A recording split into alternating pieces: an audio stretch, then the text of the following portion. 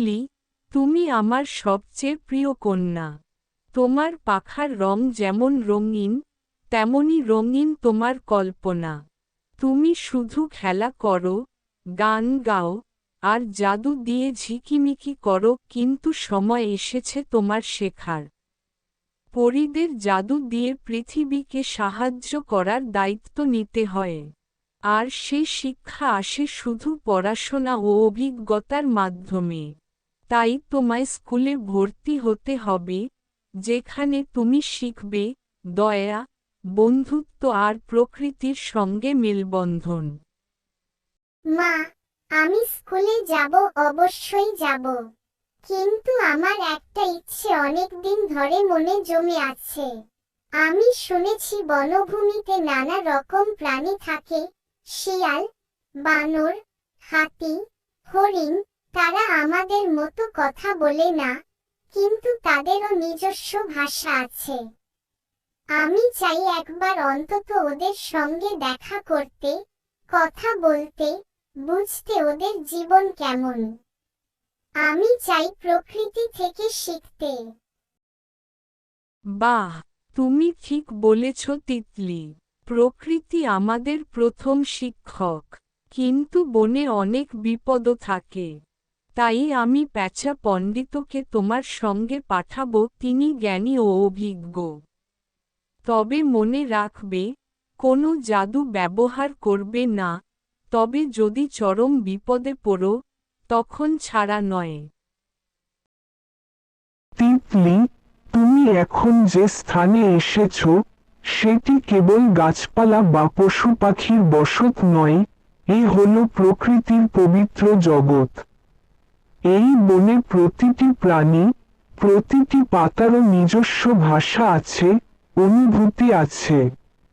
তুমি যদি মন দিয়ে শোনো, তাহলে শুনতে পাবে বনের কান্না, হাসি, ক্ষুধা আর ভালোবাসা।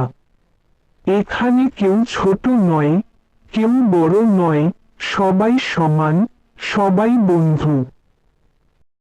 প্যাঁচা দাদু, আমি যেন নতুন এক জগতে এসেছি। গাছেরা বাতাসে দুলছে, যেন হাত নেড়ে আমায় ডাকছে। পাখিরা গান গাইছে, যেন আমার আগমনে খুশি। আমি কথা দিতে পারি, আমি ওদের সম্মান করব, ভালোবাসব, কখনো আঘাত করব না।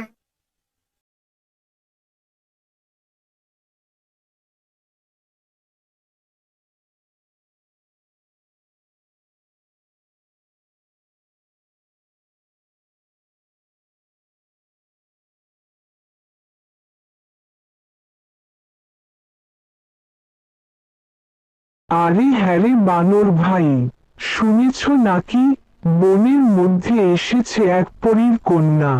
নরম পাখা, চকচকে কাপড়, মুখে লাজুক হাসি আর চোখে তারকারা আলো।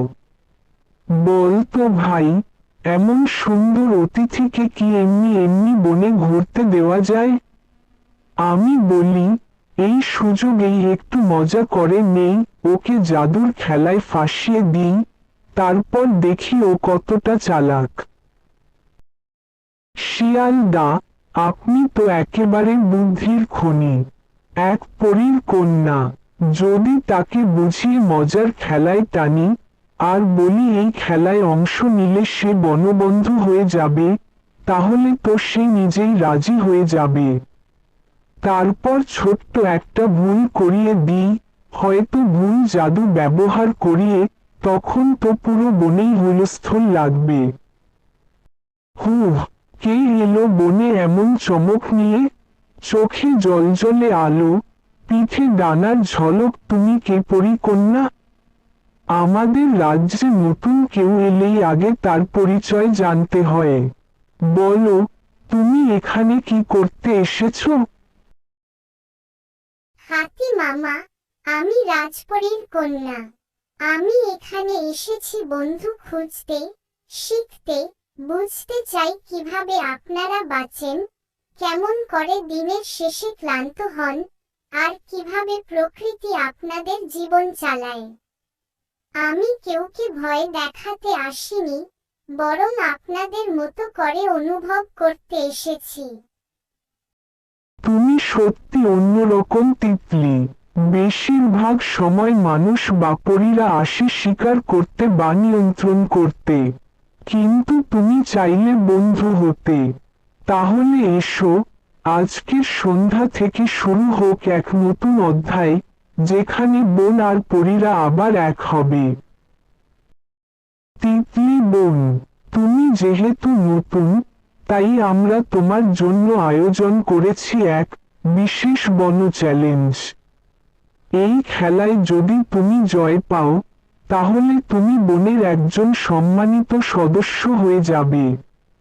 কেমন লাগছে শুনে? ওহ, কি দারুণ! আমি খুবই আগ্রহী। কিন্তু এই চ্যালেঞ্জে কি করতে হবে? তেমন কিছু না, তোমায় শুধু একটা ছোট্ট গাছকে এক জায়গা থেকে আরেক জায়গায় নিয়ে গিয়ে বসাতে হবে। কিন্তু শর্ত হলো, জাদু ব্যবহার না করে। তুমি পারো তো? অবশ্যই পারবো। আমি চেষ্টা করতে রাজি। আমি চেষ্টায় সফল হয়েছি, জাদু ছাড়াই। কি তোমরা সবাই অবাক? শিয়াল, বানর, আমি সব দেখেছি। তোমরা তিতলিকে ফাঁদে ফেলতে চেয়েছিলে, কিন্তু সে তোমাদের জালে পা দেয়নি। তার মন ছিল সৎ, মন ছিল বন্ধুত্বপূর্ণ। বরং সে আমাদের সবাইকে শিক্ষা দিল, আস্থা, পরিশ্রম আর নিষ্ঠাই সবচেয়ে বড় জাদু। আমরা ভুল করেছি পণ্ডিত মশাই। আমরা ভেবেছিলাম পরীরা অহংকারী হয়, কিন্তু তিতলি আমাদের ভুল প্রমাণ করল। আমরা অনুতপ্ত। তিতলি, তুমি ক্ষমা করো আমাদের। বন্ধুরা ভুল করতেই পারে, তবে যদি অনুশোচনা সত্যি হয়, আমি সব ভুল ভুলি। আমি তো এসেছি বন্ধুত্ব শিখতে, যুদ্ধ নয়। তিতলি, তুমি কেবল বনে ঘুরে আসনি, তুমি ফিরে এসেছ এক মহান শিক্ষায়। তুমি বুঝেছ প্রকৃতির ভাষা, তুমি বুঝেছ বন্ধুত্বের শক্তি, তুমি জয় করেছ প্রাণীদের হৃদয়ে। এখন তুমি সত্যিকারের পরী।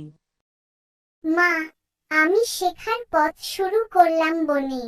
এবার আমি রাজপরী স্কুলে যাব, জানবো আরো নতুন নতুন জাদু, কিন্তু সবই ব্যবহার করব ভালোবাসা আর সত্যের জন্য।